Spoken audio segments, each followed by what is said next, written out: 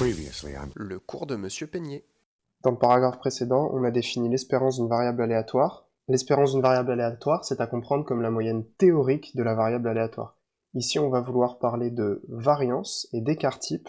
Autrement dit, on va vouloir essayer de mesurer à quel point une variable aléatoire prend des valeurs écartées de son espérance. Pour faire ça, on va avoir besoin de calculer les moments de variables aléatoires, qui sont définis ici. On définit le moment d'ordre R d'une variable aléatoire comme si elle existe l'espérance de x puissance r. En particulier, le moment d'ordre 1, c'est tout simplement l'espérance d'une variable aléatoire.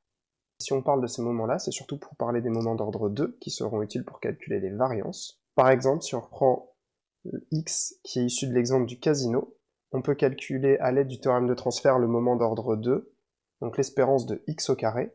Tout calcul fait, on trouve 100. C'est la même chose pour le y, issu de l'exemple du double lancer de dés. Ici, tout calcul fait, à l'aide du théorème de transfert, on trouve 369 sur 6. Lorsqu'on a une variable aléatoire, si l'on souhaite mesurer les écarts de la variable aléatoire par rapport à son espérance, il faut considérer cette quantité-là. Et si on veut connaître en moyenne les écarts à la variable aléatoire, il suffit de regarder l'espérance de cette quantité. Le problème ici, c'est que les écarts peuvent être comptés positivement ou négativement, et donc il est possible que des écarts se compensent et on pourrait perdre de vue certains écarts à cause de compensation entre des écarts positifs et négatifs. Pour éviter ça, on pourrait mettre des valeurs absolues, ou alors on pourrait élever au carré, et c'est la solution qui a été retenue pour définir la variance.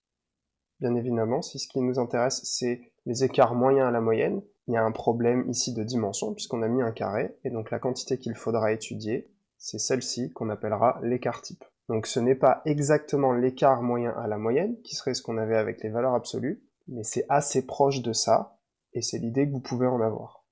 Il y a plusieurs raisons qui nous poussent à étudier plutôt cette quantité que la quantité avec les valeurs absolues. Une des raisons, c'est que vous verrez l'an prochain qu'il y a un lien très fort entre la variance, donc cette quantité sans la racine, et la covariance, qui sert notamment à déterminer à quel point des variables aléatoires sont corrélées. On a donc la définition suivante. Sous réserve que grand X admette un moment d'ordre 2, alors on définira la variance comme l'espérance de x moins l'espérance de x au carré. Le fait que grand X admette un moment d'ordre 2 nous assure de l'existence de cette espérance-là. Et l'écart type, ce sera simplement la racine de la variance. Donc quand je dis que l'écart type représente l'écart moyen à la moyenne, c'est pas exactement ça, c'est l'idée qu'on va s'en faire. La plupart du temps, on se contentera de travailler sur la variance, puisque vous voyez que l'écart type, c'est simplement la racine de la variance. Et on a cette première proposition qui nous dit que si la variance de x est nulle, alors nécessairement, x suit une loi certaine, puisque lorsque l'on mesure les écarts à la moyenne, on trouve 0. Pour calculer en pratique des variances, on aura recours à cette proposition-là, et vous voyez qu'elle nous dit que si x admet un moment d'ordre 2, et donc une variance, cette variance s'obtient en calculant le moment d'ordre 2 moins le carré du moment d'ordre 1. La démonstration est donnée ici. Essentiellement, il faut réussir à bien repérer ce qui est constant de ce qui ne l'est pas. Deux exemples de calcul de variance à l'aide de cette formule. Je reprends mon exemple du casino et mon exemple du double lancer de dés puisqu'on a déjà les espérances. Donc pour cette partie-là, c'est réglé. Il nous reste donc pour les deux qu'à calculer les moments d'ordre 2.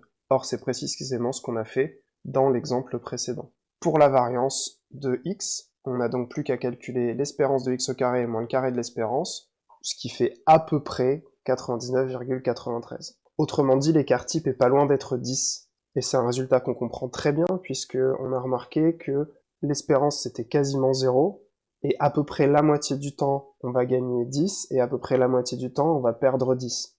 Donc il semblerait que l'écart à la moyenne soit toujours à peu près de 10. Et voilà pourquoi on a un écart type qui est à peu près de 10. Même chose pour mon double lancement de dés, pour calculer la variance de y, j'ai plus qu'à calculer l'espérance du carré de y moins le carré de l'espérance de y, et je trouve 35 sur 36. Évidemment, vous le comprenez, comme les moments d'ordre 1 et les moments d'ordre 2 qui servent à calculer la variance ne dépendent que de la loi de la variable aléatoire que je considère, connaissant simplement la loi d'une variable aléatoire, je peux calculer la variance. Et donc, dans la proposition qui suit, on donne les variances des variables aléatoires suivant des lois usuelles. Parmi celles-ci, on retrouve que la variance d'une loi certaine vaut 0, on en a déjà parlé précédemment, et pour les autres, je vous invite à essayer de le démontrer. Un exemple, si je lance un des 6, équilibré une infinité de fois, et que je note grand X le rang où l'on obtient 3 pour la première fois, alors Grand X va évidemment suivre une loi géométrique de paramètres 1/6, on a déjà justifié ça beaucoup de fois. Si je veux calculer l'écart type de grand X, je vais commencer par calculer la variance de grand X, qui m'est donnée directement grâce à la proposition. La proposition déjà m'assure l'existence de cette variance, ce qui n'était pas automatique, puisque le support de grand X est infini. Et on nous dit que pour la calculer, il suffit de faire 1 moins 1/6 sur 1/6 au carré, ce qui nous donne, tout calcul fait, 30. Et donc l'écart type vaut racine de 30, ce qui est environ 5,48. On finit en ce qui concerne le calcul de variance avec un corollaire qui doit vous faire penser à un corollaire qu'on a vu sur l'espérance, puisqu'on a vu comment calculer l'espérance de ax plus b en fonction de l'espérance de x. Ici, on voit comment calculer la variance de ax plus b en fonction de la variance de x, à condition évidemment que x admette un moment d'ordre 2. La première chose, c'est que ax plus b admet bien un moment d'ordre 2, et donc une variance, et on nous donne l'égalité suivante. Le fait qu'on ait un a au carré ici, on comprend assez bien parce que dans la formule, on calcule l'espérance d'une quantité au carré. Le fait que b disparaisse, c'est assez clair aussi, puisque rajouter b à une variable aléatoire, c'est simplement décaler son support, et donc décaler aussi son espérance de b. Mais ça ne va pas modifier les écarts entre les différentes valeurs prises par notre variable aléatoire. Et comme la variance est là pour mesurer ces écarts-là, bah ça n'a pas d'effet sur la variance.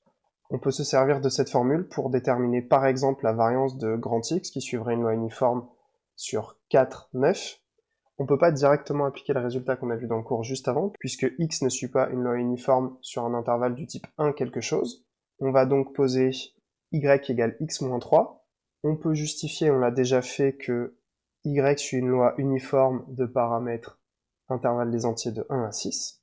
Je peux maintenant calculer la variance de Y, qui est 6 au carré moins 1 sur 12, soit 35 sur 12. Et si je veux en déduire la variance de x, c'est simplement la variance de y plus 3, mais d'après le corollaire qu'on vient de voir, c'est égal à la variance de y.